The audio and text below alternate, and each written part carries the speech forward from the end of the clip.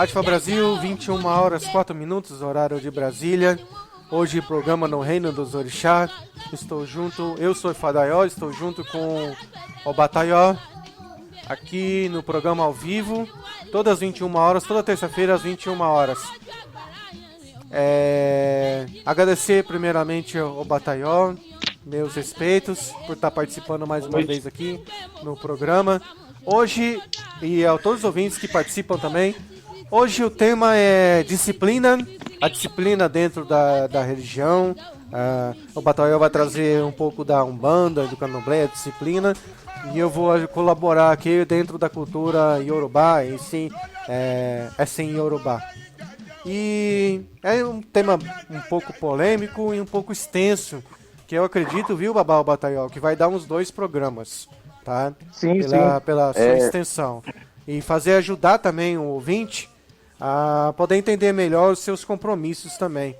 Eu vou também abrir alguns parênteses, que a conversa vai ser longa, para a gente colocar também a disciplina financeira também, a questão da permuta. É interessante falar isso publicamente, e eu também a poder ajudar também através dos versos de Fá sobre isso.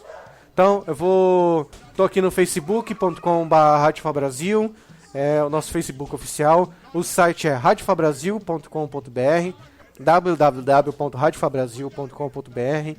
O WhatsApp da Rádio Fabrasil, anota aí, pessoal, é 012 98151 0766, 012 98151 0766. Nós estamos no Twitter, nós estamos no Facebook, nós estamos também no Android, na Play Store, você vai baixar lá a Rádio Fabrasil. Nós estamos dentro do TuneIn, nós estamos dentro do Bug, nós estamos em qualquer lugar do mundo. Então é importante todo mundo que está escutando poder participar e dialogar junto com a gente. Bataió, muito obrigado mais uma vez, Babá Bataió. Esperar daqui a pouco também o Pedro poder vir e participar. Muito obrigado. Dá seu pitaco, por gentileza. Exatamente. Boa noite, prezados ouvintes aí da Rádio Ifá Brasil. Estamos aqui mais uma vez com o Babalorixá, o Bataió, que sou eu, que é quem vos fala, Babalaô Ifadaió, e as participações especiais aí, que mais tarde provavelmente teremos aí da Lorixá Pedro também, né,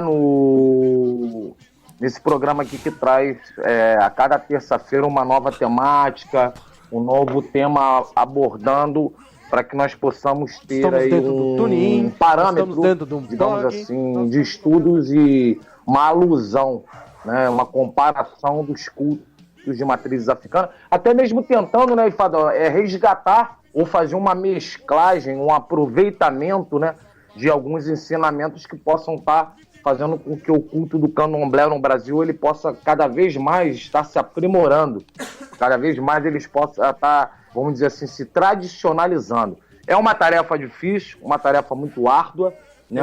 Eu só vou te cortar rapidamente. Existem grupos do WhatsApp que eu já recebi mensagens aqui, particularmente. As pessoas estão, principalmente os mais antigos, tomar muito cuidado com a palavra evolução, que está dando uma briga, confusão sobre isso, tá? A gente tem que partir do ponto das palavras que a gente for usar, explicar essas palavras. Então, por exemplo, evolução, a palavra que você usou agora, eu esqueci agora, desculpe, mas toma muito cuidado, porque existem esses ortodoxos conservadores dentro do candomblé também. E muitas vezes não é bem visto essa evolução, mas qual é a evolução, qual que é o melhoramento? Exatamente, esse que é o ponto X da questão, Babalaú. Quando se fala em evolução, algumas pessoas podem interpretar erroneamente, porque evolução, às vezes a pessoa imagina que é algo novo, né? Sim. Uma modernidade, como por exemplo, nós evoluímos hoje, temos celulares que têm câmera fotográfica, é uma evolução, né? Mas quando eu quero dizer a palavra evolução, eu quero me referir no que diz respeito a uma evolução acadêmica, literária, conhecimento, né? Uma evolução de conhecimento, exatamente essa palavra, Babalaô, uma evolução de estudos. O porquê que eu falo isso? Não desmerecendo, volto a dizer, né, novamente, a nenhum babalorixá, ialorixá, casa, de nada disso. A intenção é o seguinte: sabemos todos nós que quando os cultos de matriz africana, o candomblé e todos os cultos ligados à África aí vieram para o Brasil, veio numa época em que as pessoas não tinham acesso a determinadas informações como nós temos hoje. As pessoas não tinham um estudo, um conhecimento acadêmico, e muitos, inclusive, eram analfabetizados, né? Não tinham o hábito de leitura, de conhecimentos, de estudo. Sim. Hoje, né, com a modernidade, tem-se agora acesso a muito mais informações. Pessoas já tiveram em terras africanas para promover pesquisas e estudos, né? Pessoas já tiveram em contato com diversos sacerdotes para trocar um intercâmbio, trocar informações, absorver conhecimentos. Então isso trata-se de uma evolução, né? Porque a partir do momento que eu trago, vamos supor, um exemplo, né, Ifadaió? Mas vamos dizer que na minha casa eu cultuo um orixá dando quindim. Um exemplo, né, para a gente não citar nome para não criar polêmica. Eu cultuo um orixá oferecendo quindim. Aí o Ifadaió, ele vai na terra do orixá que eu cultuo e ele descobre que, pasmem, a vida inteira eu cultuei dando quindim, mas aquele orixá gosta de arroz doce, né? E aí o que acontece? O Ifadaió, ele volta e fala assim: olha, Gabriel, eu descobri um negócio. Sabe esse orixá que você sempre dá quindim? Ele gosta de quindim, porém a preferência dele é arroz doce.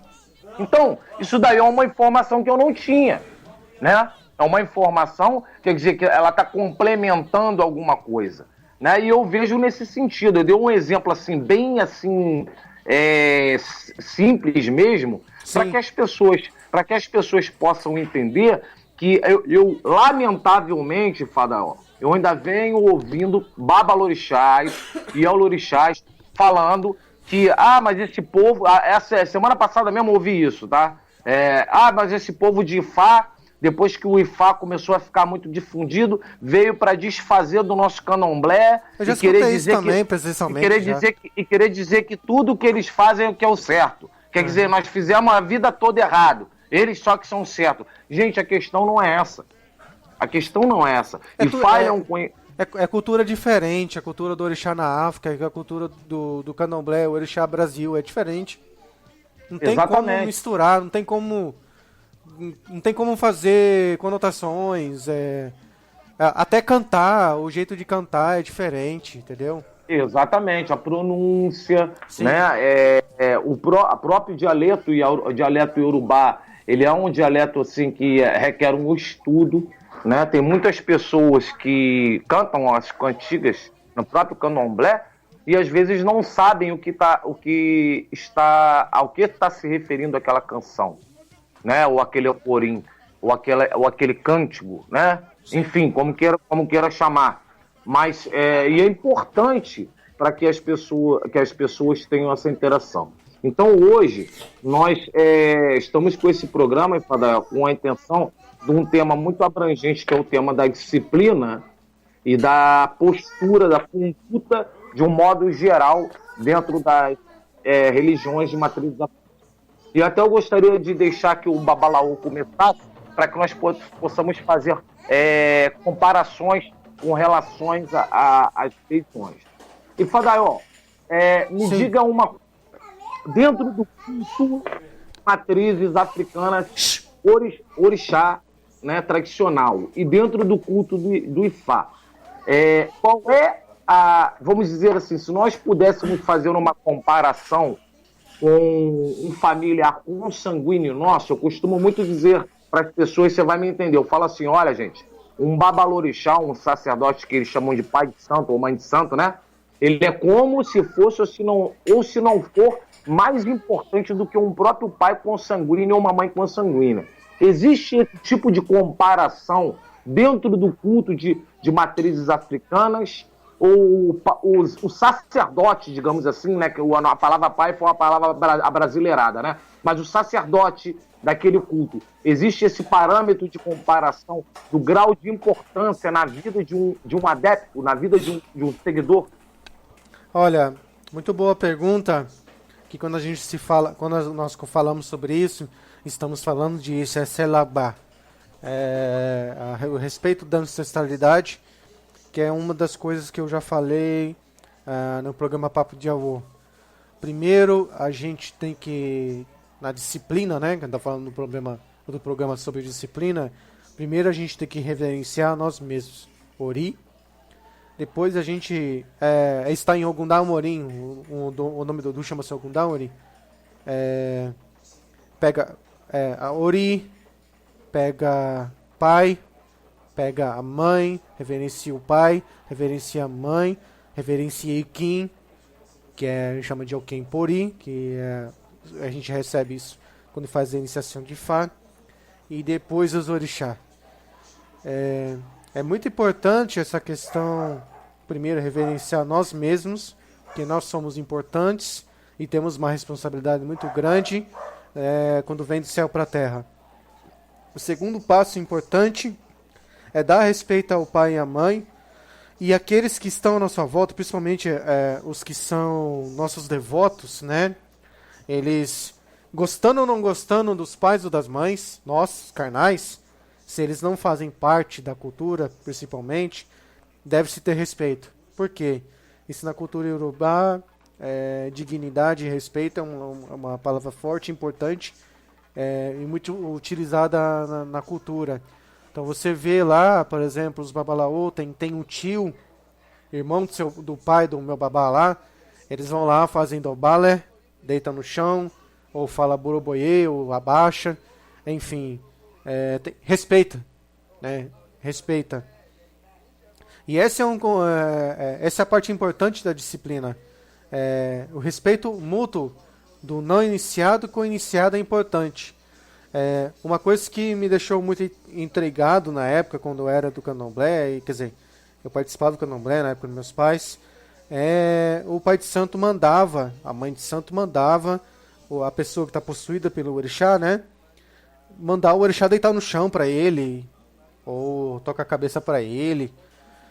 Se as pessoas colocavam isso como o orixá é muito importante para nós, então se aquela pessoa que está tendo a possessão, por que o pai e a mãe de santo manda a divindade, né, o orixá, deitar a cabeça a ela? Isso para nós seria errado. É um tabu. Entendeu? Tem que ser o contrário. A gente tem que reverenciar o orixá que está ali na Terra. Então, esse é um ponto importante. Não sei se eu respondi a sua pergunta. Não, sim, claro. Eu acho o seguinte, que assim, divergências entre os cultos, vamos dizer assim, na parte ritualística, né, que chama a parte ritualística, né, a postura e coisa e tal, sempre vão haver, né, até porque são cultos de filosofias semelhantes, mas porém de uma liturgia diferente, né, de um processo ritualístico diferenciado, né? Apenas para tentar justificar, mas não justificando, né? A questão do orixá, ele tocar ao solo e bater a cabeça para o sacerdote, o Ifadaió, ela se tem pelo fato da seguinte compreensão. Entende-se que quando você, vamos supor, o sacerdote ele tem uma pessoa que precisa ser iniciada, né, em determinado orixá, né, ele é uma pessoa que, né, dentro do culto de candomblé nós chamamos de abiã, então ele é um profano, né, vamos dizer assim, um profano. Sim. Então é uma pessoa que ela não pertence ao mundo do sagrado. Então, em gratidão, em respeito àquela mão daquele sacerdote que iniciou aquela pessoa e que deu, vamos dizer assim, a representatividade efetiva daquele orixá para que aquela pessoa pudesse ter a possessão, estar participando do culto. Por isso, a divindade, quando chega, ela é em agradecimento àquele sacerdote, tanto é que a divindade ela não bate a cabeça para qualquer pessoa, somente para aquele sacerdote que a iniciou. Se tiver 300 sacerdotes, a divindade não bate cabeça, ela vai diretamente ao que iniciou. Por quê? Porque entende-se que é uma gratidão, é como se fosse uma troca de respeito, né? Uma troca de respeito. Então, agora, uma coisa é muito interessante em cima desse tema, Luiz Fadaió, que é a vaidade humana. Né? A vaidade humana, porque o fato do orixá ele se prostrar ao chão, né? E em respeito, em humildade, em reconhecimento, né? Não dá o direito ao sacerdote ordenar ao orixá. Né, não dá direito ao sacerdote ele tomar determinadas ações, determinadas atitudes que possam vir a contrariar um real desejo da divindade. Né, porque, afinal, a estrela principal, né, de um culto, de uma ritualística, é a divindade, não o sacerdote. Né? Eu vejo dessa forma. E acredito que deva ser assim, embora na África não haja tanta possessão quanto há no Brasil, não é isso? Sim, na África não tem possessão, não. Eu falo que na África, na Nigéria, é de vez em nunca. De vez em nunca, né? De vez em nunca. Às vezes, e a possessão lá é diferente, a gente pode falar disso mais pra frente, né? Sim. Mas a possessão lá é totalmente diferente da nossa aqui. Você deve ter pesquisado, os ouvintes podem pesquisar. No caso de transe e possessão na Nigéria, nos orixás, é totalmente diferente. Sim. E Fadaió, dentro do candomblé, né, nós temos algumas fases que o adepto, vamos chamar de adepto, né, a pessoa que está se iniciando a religião... Deixa eu só falar rapidamente que você foi a primeira pessoa, desde 1999, que me explicou por que o orixá faz dobale pro sacerdote. Foi a primeira vez que me responderam isso. Então eu agradeço muito. Que bom, lá, porra, imagina. E Fadaió, vamos lá. O adepto, ele é uma pessoa que ele está adentrando, né, a ritualística das religiões. Para que ele entre ele pertença ao candomblé, vamos falar assim, e aí você vai dar o seu parâmetro também, o Ifá, né, para que nós possamos fazer a comparação. Ele precisa passar por um período que é o período de Abiã, que seria o noviço, né? Depois ele é iniciado como o Iaô, posteriormente ele passa a Ebome, e aqueles que têm cargo de serem babalorixás ou ialorixás serão, e os que não tiverem permanecerão Ebomes. Pois sim, em cada uma dessas etapas, né, o grau de responsabilidade, de comprometimento vai aumentando. E logo a postura, a disciplina também ela é cobrada mais firmemente. Ou seja, uma pessoa que é um abiã, não é cobrado a ele, por exemplo, que ele saiba todos os cânticos do orixá dele, que ele saiba todas as rezas, que ele conheça todas as folhas. Mas ao longo do tempo, isso daí é cobrado a ele pelo menos um mínimo possível, um básico, para que ele mesmo até possa tomar o seu banho, né, tá fazendo as suas rezas, os seus urus. Como se dá esse processo e essa disciplina dentro do culto de matriz africana, do culto de Fá? Também o adepto ele tem esse degrau que ele vai adquirindo mais responsabilidades com o passar do tempo? É dessa forma também? A pergunta é boa e também a resposta eu vou tentar encurtar bastante por causa do nosso tempo, porque é um estudo grande, que a gente separa realmente as pessoas que são estudantes. Os estudantes a gente chama de Omoawo, que é aquele que está estudando, por exemplo, Ifá. Começa na terra-mãe, né? Começa desde criança, vai até ele atingir mesmo o conhecimento grande, ideal para a vida dele, né? Eu vou pedir perdão a todo mundo por causa da barulheira que está aqui em casa. Vocês não têm noção da barulheira. Mas enfim. E tu tá me tirando a concentração hoje pela primeira vez. Mas assim, então o estudante ele acaba optando, tem gente que acaba optando por estudar somente, para pegar todo o conhecimento que um babalô tem, e aí ele faz o Iterfá, e ele já faz os rituais de ser babalô de fato. Tem nome para isso, né? Um ritual, uma cerimônia que se faz. E ele já é nomeado e reconhecido pela sociedade como um babalô completo, tá? Que já é considerado já até um oluô, né? Tem gente que demora 15, tem gente que demora 10, tem gente que demora 20, tem gente que demora 30 anos para se tornar o oluô, o babalô completo. Esse ritual chama-se Ikalpan. Ikalpan é o nome desse ritual.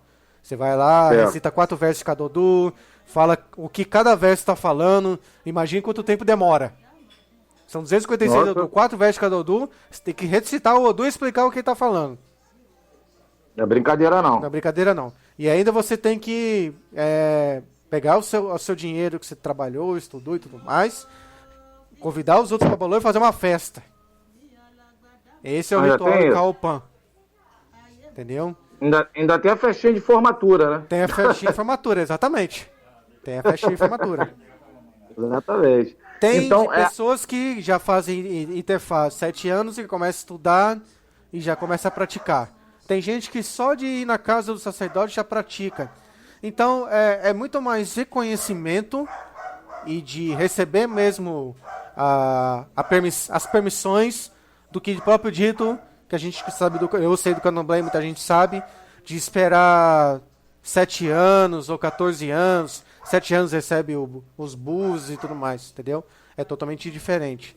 É claro que nenhuma alma conseguiria, em 5 ou 7 anos, saber tudo isso que os caras treinam lá 24 horas, entendeu? Nem eu conseguiria. Então, eu tô perto, por exemplo, eu particularmente estou perto desse Kalpan, que esse vai ser minha carta de alforria. Eu não vou precisar mais... Ô pai, meu mentor, eu posso fazer a iniciação tal, porque eu já aprendi a fazer? Ô pai, eu posso ir no banheiro? Ô pai, posso dirigir o carro? Ô pai, eu posso viajar? Ô pai, posso iniciar essa pessoa? Não vai ter mais isso, entendeu? Entende? Pedir as devidas autorizações. Exatamente. Com relação à parte ritualística, né? Então, a partir do tempo que você vai progredindo, né, dentro da religião, você vai tendo mais liberações de atribuições, seria isso? Isso. Liberações de atribuições. Mas isso não impede de eu continuar estudando, e como você não vai parar de estudar, e como eles também não param de estudar, e não param de conhecer. Porque hoje a pessoa pode dizer, isso não existe, né, é uma disciplina nossa lá, que eu aprendo com eles. Eu posso dizer que não existe porque eu vi que não existe. Outra coisa é uma pessoa aqui no Brasil que nunca foi lá e falar, não existe. Então, quando eu falo não existe, é porque não existe mesmo, porque eu já fui lá e não vi. E fui na fonte. Agora, certo. A pessoa dizer tá errado ou tá certo, é já outro detalhe. Agora, dizer não existe, existe assim. Não existe do jeito que você está imaginando. Aí já é outra situação. Isso é uma questão de ética, disciplina, responsabilidade nossa lá. Entendeu? Entendi. E Fadael, eu gostaria de estar também fazendo uma comparação no que diz respeito à postura diante das orientações dadas dentro do culto de matrizes africanas. Porque essa questão é uma questão que eu acho muito interessante ser colocada, eu vou estar assim, esmiuçando para um melhor entendimento dos ouvintes. Existem pessoas que elas, sejam através do oráculo do Eride Logum, seja através do Opeleifá, do Iquim, do Babalaô, os oráculos diversos da qual nós temos a possibilidade de entrar em contato com as divindades, a pessoa vem, né, procura um sacerdote, é orientada a fazer determinadas coisas ou tomar determinadas ações, determinadas atitudes. Entretanto, a teimosia humana, ou às vezes a vaidade, que nada, Fadael falou aquilo ali, mas quem sabe eu não vai dar certo se eu não fizer, né? Uhum. Posso dar uma sorte. Ele falou que não... Olha, um exemplo. Olha, Fadael falou que se eu continuar falando com a Maria, vai dar um problema. Mas será que vai dar mesmo? De repente, pode ser que eu dê uma sorte, ele esteja errado, né? E aí o que acontece? Isso é muito comum dentro do candomblé. Sabe o que é comum, meu irmão? Sabe o que é comum? Eu sei até que é onde você quer chegar. Desculpa te cortar. Claro. O que é comum é uma pessoa te seguir e falar que você é bom, que é tudo bonito, tá dando tudo certo, mas ele acaba vendo uma outra pessoa de fora e os olhos brilham, né? E normalmente no Brasil a gente tem esse costume de sempre que está de fora é melhor que o que está de dentro.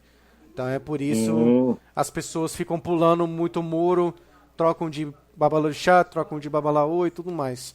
Mas isso a gente pode ir mais profundo um dia nisso na disciplina, mas que tá errado, tá. Se você pegar o meu Oluô e pegar outro babalaô que eu falo de Apocutá, o outro que eu falo de Olobu, o outro que eu falo de Obamoxó, eles vão falar a mesma coisa que eu tô falando pra você agora. Eles vão falar, não é legal fazer isso, não é próprio, isso não é da nossa cultura, os orixá não aceitavam isso, e naquela época quem fizesse isso com o orixá tava lascado. Exatamente. Tira a paciência de Obatalá. O Batalá é calminho, né? O pessoal fala, né? Oxalá, o Batalá, de um modo geral, eu tenho uma visão também muito em cima disso que você ia falar agora, Fadael, que aqui no Brasil convencionou-se achar que o orixá Fum-Fum, por ele ser tranquilo, que ele é calminho, ele é tipo um Papai Noel. Ele é excelente, só dá presentes e é muito bonzinho. Muito bom. E eu falo, olha, minha gente, não é bem assim, não. Não é bem assim que a banda toca, não, viu? O Xalá, ele pode ser bonzinho, pode ser tranquilo, mas vocês não queiram ver um orixá Fum-Fum enquinzelado. Porque ele pode se tornar pior do que um orixá do fogo, do que um Manhaçã, do que um Xangô, do que um Ogum ainda. Né? Até porque ele tem uma força que é extraordinária, né? E uma expressividade extraordinária, né? Eu tive Então, o que acontece? As pessoas têm porque o Oxalá é o pobre velhinho, né? Como o Papai Noel não vai fazer nada, ele sempre compreende tudo. Não é bem assim, né? Eu até gostaria que você se aprofundasse mais nesse arquétipo de Oxalá, né? De repente pode ser que seja até um outro tema, né? Mas seria interessante estarmos aprofundando isso daí, porque as pessoas às vezes se enganam muito com as aparências, né? A pessoa imagina que o orixá é uma coisa e não é, né? O ori de Obatalá, o destino de Obatalá era mesmo de chefia, da paciência, ele era muito paciente. Obatalá era muito paciente. Todas as terras que ele passou, ele é conhecido como orixá também da paciência. Só que também, se a pessoa insistisse, os seus devotos também insistissem, ele se irritava também. E para tirar a irritação de Obatalá no tempo que ele estava na Terra, é difícil. Tanto é que a gente tem medicinas de magias de Fá, a gente chama de Heró Obatalá. Tem Heró Xangô, Heró Chapanã. Só vou falar uma vez esse nome, não vou repetir o último nome que eu falei agora. Então, porque quando eles se irritavam, era quase impossível você trazer a calma. O que trazia a calma eram suas esposas, que conheciam o segredo deles. Sim. É um dos primeiros pontos. O pessoal ia lá buscar Iemoo, falava, o Batalá tá nervoso lá e se irritou comigo, ele vai me matar, que não sei o que lá. Aí Iemoo ia lá correndo e ia acalmar o Batalá. Não faz isso com ele, não é assim que funciona, entendeu? O Urumilá, várias vezes também, ficou bravo. Porque o pessoal acha que o orixá era bonzinho. Eu não tô querendo dizer que o orixá era maldoso pra caramba. Não, mas dizer que eles eram como a gente, eles ficavam irritados também. Eles perdiam a paciência também. Exatamente, e eu venho constantemente, o Ifadá, conversando com algumas pessoas que pretendem se iniciar na religião, inclusive, né? E venho insistentemente orientando e falando para as pessoas. Gente, presta bem atenção, eu sou um cara que eu aprendi o seguinte, a minha mãe, como todos já sabem, os que acompanham o programa, no primeiro programa eu contei um pedaço da minha história, a Yalorixá, então fui nascido e criado dentro disso daí, né? Assim como o Ifadaió também. Então, o que acontece?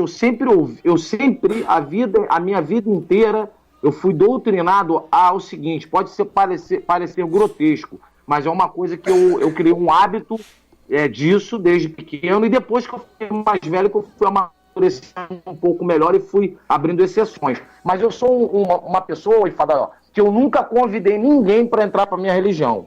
Nunca convidei ninguém. E se a pessoa perguntar para mim assim, ô Batalhó, eu tô querendo entrar aí pro Ifá, pro Candomblé, que eu acho bonito, eu falo assim, meu nobre, procure outra religião. Por quê?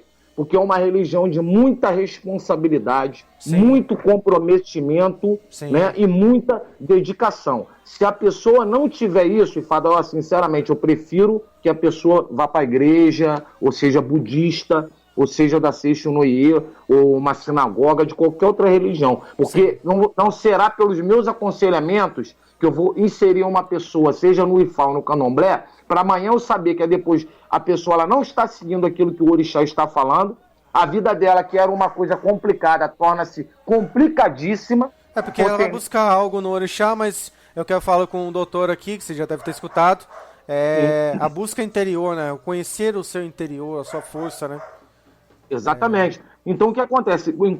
Enquanto a pessoa está fora da religiosidade, enquanto a pessoa não está com esse contato divino, né, com o sagrado, dentro das nossas religiões, muita coisa é até perdoado, entende? Porque a pessoa ela não tem entendimento, ela não teve uma orientação, ela não teve um caminho. Agora, a partir do momento que a pessoa senta-se à sua frente, por exemplo, e os oráculos lhe dão as devidas determinações, né? Seja o Eredin Logum, seja o Peleu, seja o Kim, os oráculos. O orixá fala através dos oráculos. A partir do momento que a pessoa se senta ali na frente do sacerdote, o sacerdote dá determinadas orientações, e aquela pessoa, por uma opção pessoal e uma vaidade, um orgulho, ela não segue aquilo que está sendo determinado, que não é pelo Babalaô nem pelo Babalorixá, e sim pelos oráculos, ela também assume a responsabilidade de nada dar certo.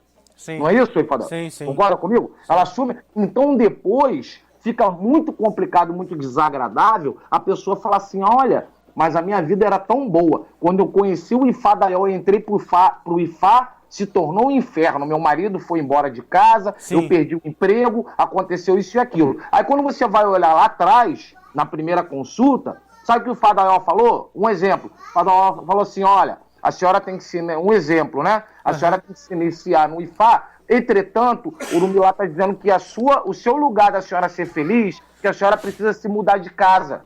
Essa cidade onde a senhora mora, esse bairro onde a senhora mora, um exemplo, né, bobo, não é bom para a senhora. Aí a pessoa, o que ela faz? Ela se inicia no Ifá achando que aquela iniciação vai anular aquela decisão do destino, sim, dela. Ora, se lá atrás o Ifadaió falou para ela que a felicidade dela não se encontra na rua A, se encontra na rua B, né, a pessoa ela já está começando a entrar na religião de uma forma errada, porque ela não está acatando, não está ouvindo uma mensagem que o próprio sacerdote e que a própria divindade lhe trouxe, né, lhe falou. Então, eu acho que esse tipo de disciplina é uma disciplina que as pessoas devem ter. Por isso que esse tema do programa de hoje é disciplina e a conduta, né? E eu gostaria muito também que você deixasse essa mensagem, Ifadaió, pelo lado de Ifá, para os ouvintes e os adeptos, da importância de ser disciplinado quanto às mensagens oraculares.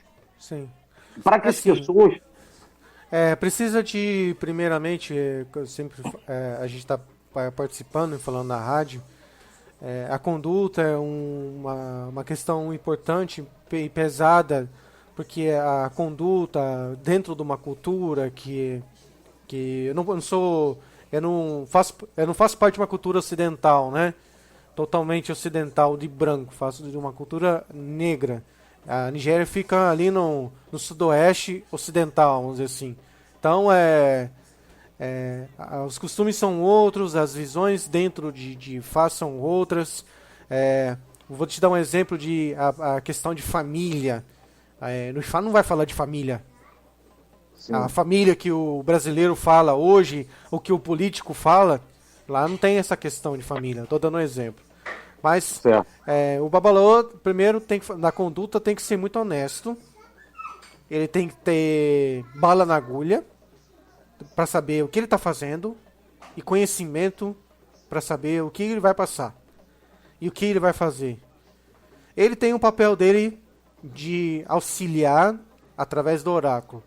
O Babalaô, ele não lê bola de cristal, Ele não é um feiticeiro que não usa nenhum oráculo, que olha pra sua cara e fala, você vai morrer daqui a 7 dias. Ele não vai fazer isso. Entendeu? Ele usa o oráculo de Ifá. É o Pelé ou Iquim Ifá. Certo. Ele tem que sempre dizer a verdade. Na frente do oráculo, principalmente. Ele tem que usufruir do conhecimento dele para poder auxiliar o consulente. Ele não pode tirar, entre aspas, o livre-arbítrio do consulente. Se ele está falando o que o Ifá está dizendo, a pessoa quer fazer o contrário, é problema dela. Ele não tem que chegar e falar, não, mas olha, siga o que eu estou fazendo, entendeu? Ou a pessoa vem, escutou os conselhos, aí a pessoa gostou, vai embora, aí ele chega e fala, e aí, vai fazer ebó não? Entendeu? Ele não pode fazer isso. Vai fazer ebó? Falou de enxefar aqui, você tem que fazer enxefar, hein? Fazer enxefar logo, hein? Entendeu? Não pode fazer isso. Exatamente, a pessoa ela tem que ter a responsabilidade, né, a disciplina, de saber que aquela mensagem que sai ali no oráculo, né, ela é uma mensagem que diz respeito a um destino, uma felicidade da própria pessoa. Então, se ali a pessoa ela vai até um sacerdote, ela vai até o oráculo para receber uma orientação, é inaceitável. Eu não consigo entender isso, Ifadaió, porque tem pessoas que vão no jogo, eu acho que por curiosidade. Porque a pessoa vai até o oráculo, senta na mesa, joga, é determinado que a pessoa tome determinadas atitudes, ações e façam determinados trabalhos, e aí depois a pessoa simplesmente ela não faz. E uma coisa... Eu já vi uma questão... a pessoa dizer assim, Babá, como já aconteceu comigo, inclusive, o Babalaô até sabe, uma questão da pessoa vai até o oráculo e o oráculo fala, olha, Batael, você precisa fazer um ebó disso. E aí eu falar pro Babalaô, eu vou fazer o ebó, só não posso fazer no momento porque eu não tenho dinheiro. Sim. É diferente do que a pessoa, às vezes, ela ter o dinheiro ou ter a disponibilidade e simplesmente não fazer porque ela acha que ela vai burlar as leis do universo. É esse tipo de disciplina que eu gostaria, que eu gosto de diferenciar, né? Não que a falta do dinheiro seja também uma justificativa plena. Ela vai estar mentindo pra ela mesma, entendeu? Ela perdeu o tempo dela, perdeu o dinheiro dela. Ela tá mentindo pra ela mesma. Exatamente. Então, é importante que as pessoas saibam que eu ouvi de uma pessoa também, infelizmente, a gente, nessa religião, a gente escuta cada coisa que nós ficamos perplexos, né? Eu escutei de uma pessoa que está pretendendo entrar a religião, e conhece a religião há muito pouco tempo, né? Porque a pessoa veio até os meus oráculos e eu falei, olha, você precisa agir de tal forma, assim, assim, assim. Você precisa fazer um ebó assim, assim, assim. E a pessoa foi fazendo as coisas começaram a dar certo. Só que algumas atitudes que a pessoa precisava tomar em relação à vida pessoal dela, como, por exemplo, às vezes você se afastar de uma pessoa que está com muito adiogum, ou com muita carga negativa, entende, Ifadaió? Às vezes o oráculo ele fala para você, olha, você faz esse ebó, mas você não continua a andar com fulano, não. Porque senão não vai adiantar. Não é isso? Ou eu tô falando isso existe sim, isso existe. Exatamente. Olha, você precisa fazer tal ebó, você precisa fazer isso, aquilo, mas não vai adiantar se você continuar com determinada pessoa em sua vida. Porque essa pessoa te leva para baixo. Essa pessoa, ela não está no teu destino, não é isso que o orixá tem preservado para você. Né? E aí a pessoa fala assim, mas Ifadaió, eu fiz tudo o que você falou, mas, poxa, dessa pessoinha tão maravilhosa eu não consigo me resolver, não consigo me afastar. E aí você explica, olha, minha querida, mas não pode, porque por isso A mais B mais C, você tá vendo aqui, olha, o teu orixá é tal, o de fulano é tal, o teu puro comportamento. Exatamente. Então, eu gostaria que você até falasse em cima desse exemplo, né? Porque é um exemplo que muito acontece dentro das pessoas que procuram o candomblé, principalmente casais, Ifadaió. Porque quantas e quantas pessoas sentam na mesa do babalorixá ou do babalaô para falar assim, mas olha, o meu marido ele me bate, ele me agride, ele usa drogas, ele faz isso, aquilo, mas eu gosto muito dele. Né? E aí o Ifadaió vai lança lá, saca lá o Odu e sai lá no Odu o quê? Sai lá dentro do então, uma mensagem fala assim, olha, você não pode ficar com um homem que age dessa maneira assim, desse jeito. Aí quando você revira, vai descobrir quem é homem? O próprio homem. Sim. Aí a pessoa faz boss, faz daqui, faz dali, faz de acolá, mas efetivamente não consegue emocionalmente seguir a disciplina de seguir aquilo que foi determinado no jogo. Então, como que a pessoa vai ter um resultado na sua vida? Exatamente. Já aconteceu aqui de fazer consulta em ebó para pessoas que, quando a gente termina o ebó, a gente confirma se está tudo certo, ou tem um trâmite, né, para a gente fazer. E aí terminou com comportamento. Termina com comportamento. Aí fala para a pessoa, olha, o IFA tá falando que se você melhorar o seu comportamento... o IFA não identifica, depois de terminar não é mais uma consulta, você vai confirmando, né? Você tem que melhorar o seu comportamento, lembrar dos conselhos de IFA e tudo mais.